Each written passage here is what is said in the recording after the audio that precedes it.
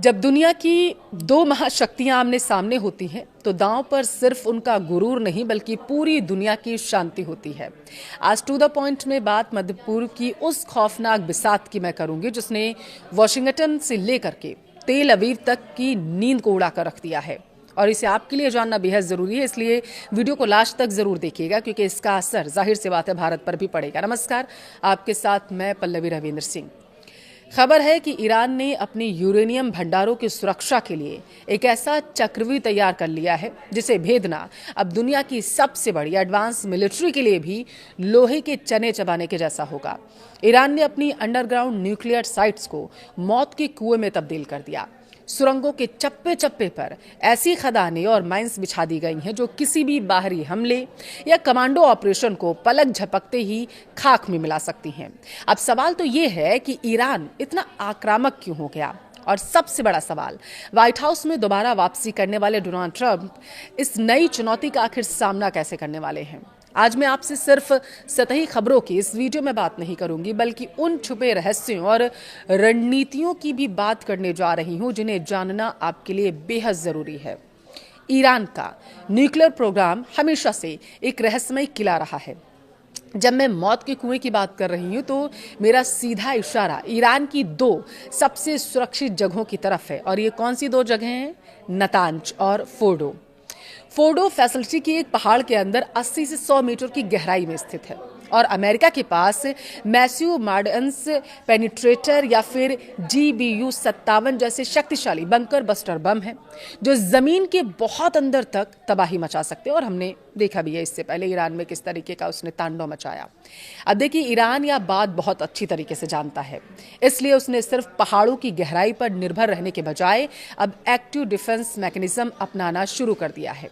अब नई रिपोर्ट में क्या दावा किया गया वो जानिए। नई रिपोर्ट्स और सैटेलाइट डेटा यह इशारा कर रहा है कि ईरान ने इन सुरंगों के नेटवर्क में भारी मात्रा में लैंडमाइंस और एडवांस एक्सप्लोजिव ट्रैप्स बिछा दिए थे। इसका सीधा मतलब क्या है? इसका मतलब ये है, अगर अमेरिका या इजराइल कोई भी हवाई हमला करता है या फिर इजराइल की खुफिया एजेंसी मोसाद अपने कमांडो भेजकर कोई ग्राउंड ऑपरेशन करने की कोशिश करती है, जो खैर वो करती ही रहती है, तो यह पूरा का पूरा नेटवर्क एक विशाल बम की तरह फट जाएगा।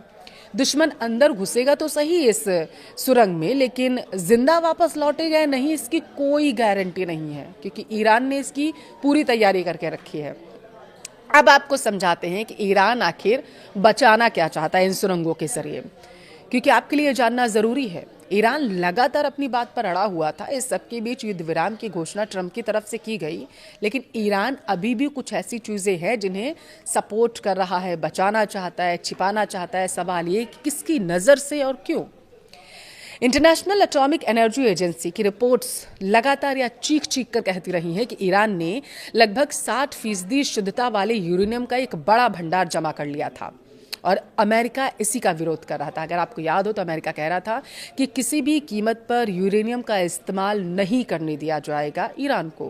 अब 60% दावा किया जा रहा है कि रिपोर्ट में ईरान ने जमा कर रखा था। अब इसका मतलब क्या होगा वो मैं आगे आपको समझाऊंगी।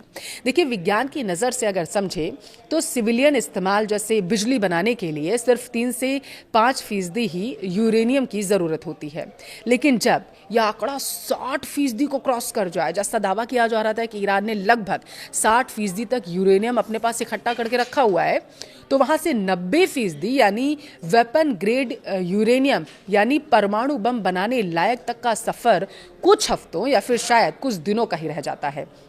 और यही वजह है कि अमेरिका लगातार ईरान पर नज़र बनाए हुए था और ईरान कह रहा था कि हम परमाणु बम बनाकर रहेंगे। इस सब के बीच ये रिपोर्ट्स चौंकाने वाली हैं। देखिए, अमेरिका लगातार यह दबाव बना रहा था कि ईरान अपना संवर्धन यानी कि जो यूरेनियम उसने इकट्ठा करके रखा हुआ है उसे रोक दे और इस यूरेनियम को सरेंडर कर दे, लेकिन ईरान ने झुकने के बजाय अपनी किलेबंदी और मजबूत कर ली है। यह कदम एक साफ संदेश है। देखिए, संप्रभुता से समझौता नहीं किया जाएगा, ईरान लगातार इस बात को कह रहा था, और जिस तरीके से युद्ध पहले सीज फायर की घोषणा ट्रंप की तरफ से की गई, फिर ये ट्रंप की तरफ से कहा गया कि अब युद्ध रुक गया है, अब युद्ध नहीं होगा, हॉर्मुज स्ट्रेट में सब कुछ ठीक है। और इस सब के बीच सुरंगों में इस तरीके से माइंस बिछा देना, पूरा इंतजाम कर लेना कि अगर किसी ने ईरान की तरफ आंख उठा के देखा तो उसे निस्तानाबूद कर दिया जाएगा। ये दिखाता है कि ईरान अपनी संप्रभुता से कोई भी समझौता फिलहाल करने के लिए तैयार नहीं है। ईरान का यह चक्रव्यूह सिर्फ हथियारों का नहीं है, बल्कि यह एक साइकोलॉजिकल वॉरफेयर भी है। आप समझिए। अब आपको बताते हैं कि कहानी के सबसे अहम किरदार यानी कि अमेरिका आखिर इतना बिलबिलाया क्यों है, आगे वो करने क्या वाला है। सीज फायर के बाद युद्ध विराम और उसके बाद लगातार ईरान के लिए बयान देना कि हमने सारी बातें मान ली हैं और आगे भी आगे 60 दिनों की समय है, सारे देशों के बीच में बैठेंगे, बातचीत होगी 60 दिनों तक और उसके बाद ही मोहर लगेगी सारी बातों पर। तो ईरान की मुख्य भूमिका क्या है? देखिए, जो बाइडेन के कार्यकाल को अगर आप याद करें, ईरान के साथ पर्दे के पीछे कई समझौते हुए थे, लेकिन अब समीकरण बदले हुए हैं। अब ट्रंप क्या करेंगे, या वो सवाल है जो इस वक्त मिडिल ईस्ट की हर न्यूज रूम में गूंज रहा है। और इतना ही नहीं, हर कोई इस पर नजर बनाए हुए है कि आखिर अब होने क्या वाला है। डोनाल्ड ट्रंप का ईरान को लेकर इतिहास बेहद आक्रामक रहा है। आप याद कीजिए 2018 का वो साल जब ट्रंप ने अमेरिका को ईरान न्यूक्लियर डील से एक तरफा बाहर का रास्ता दिखा दिया था और मैक्सिमम प्रेशर कैंपेन की शुरुआत कर दी थी। और हम 2020 की शुरुआत को आखिर कैसे भूल सकते हैं, जब ट्रंप के आदेश पर ईरान के सबसे ताकतवर जनरल कासिम सुलेमानी को इराक में ड्रोन स्ट्राइक में मार गिराया गया था। और आपको याद है, इसी स्ट्राइक के बाद ईरान जो है पूरी तरीके से मुखर होकर सामने आ गया था और उसने कहा था कि हमारे जनरल कासिम सुलेमानी को इराक में उस टाइम मार गिराया गया ड्रोन स्ट्राइक के जरिए जब वो बातचीत करने के लिए गए थे और अमेरिका ने इसकी जिम्मेदारी ली थी। कोई अमेरिका का इसमें रूप ही नहीं बनता था आने का। इसके बाद ईरान बिलबिला गया था। अब ट्रंप के सामने दो रास्ते हैं। पहला रास्ता कूटनीतिक और आर्थिक। देखिए, ईरान पर पहले से भी ज्यादा कड़े प्रतिबंध लगा देगा अमेरिका, ये माना जा रहा है। हालांकि वो बात अलग है कि जो डील्स हुई हैं, जो बातें हुई हैं, उसमें माना जा रहा है कि बहुत सारी ढीलें ईरान को दी जाएंगी। लेकिन पर्दे के पीछे क्या चल रहा है हमें वो समझना जरूरी होगा, क्योंकि अमेरिका इसके लिए मशहूर है। अमेरिका अपनी बातों से कब पलट जाता है इसे पता ही नहीं चलता। ये इसीलिए माना जा रहा है कि ईरान पर पहले से भी ज्यादा कड़े प्रतिबंध लगा देगा अमेरिका, ताकि वो यूरेनियम जो उसने कलेक्ट करके रखा हुआ है उसका इस्तेमाल ही ना कर पाए, वो घुटनों के बल रेंगता ही रहे, वो अपने पैरों पर खड़े ना हो पाए। ये इंतजाम जो है अमेरिका करेगा।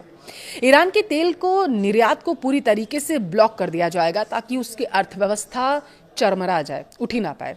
दूसरा रास्ता क्या है? सैन्य कार्रवाई। इजराइल को हरी झंडी देना या खुद अमेरिकी सेना के जरिए ईरान की न्यूक्लियर फैसिलिटी पर टारगेटेड अटैक अमेरिका कर सकता है या फिर इजराइल के जरिए करवा सकता है।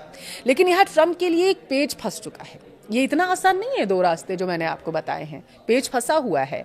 दरअसल ईरान की यह नई रणनीति, जिसमें सुरंगों को माइनफील्ड बना दिया गया, सैन्य हमले के जोखिम को 100 गुना ज्यादा बढ़ा देता है। कोई भी राष्ट्रपति, खासकर ट्रंप जो अमेरिका फर्स्ट की बात करते हैं, अपने सैनिकों को ऐसे मौत के कुएं में भेजने से पहले 100 बार सोचेंगे।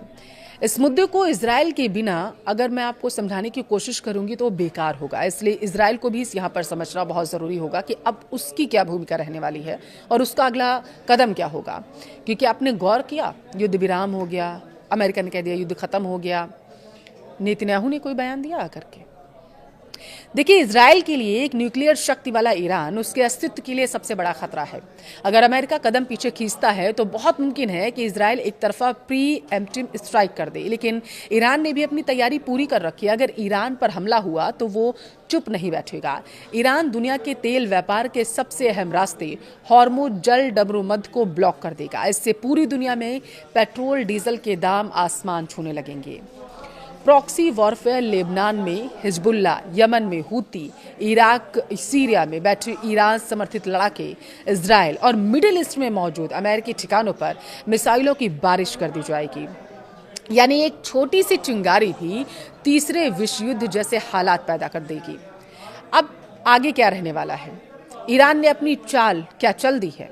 देखिए, उसने दुनिया को बता दिया है, कुल मिलाकर देखा जाए, कि वो अपनी परमाणु महत्वाकांक्षाएं जो उसकी थी उससे फिलहाल पीछे हटने वाला नहीं है। एक कदम भी पीछे नहीं हटाएगा। उसने रक्षा को ही अपना सबसे बड़ा हथियार बना लिया है। अब गेंद अमेरिका और डोनाल्ड ट्रंप के पाले में है। क्या वो आर्ट ऑफ द डील के तहत कोई नया और कड़ा समझौता करेंगे या फिर मध्य पूर्व एक विनाशकारी युद्ध की आग में झोंक दिया जाएगा? इस भू राजनीतिक शतरंज की हर चाल पर हमारी नजर बनी हुई है। आपको क्या लगता है, क्या अमेरिका ईरान के इन खदानों से घबराकर पीछे हट जाएगा या ट्रंप कोई हैरान करने वाला कदम उठाएंगी? अपनी राय कमेंट बॉक्स में जरूर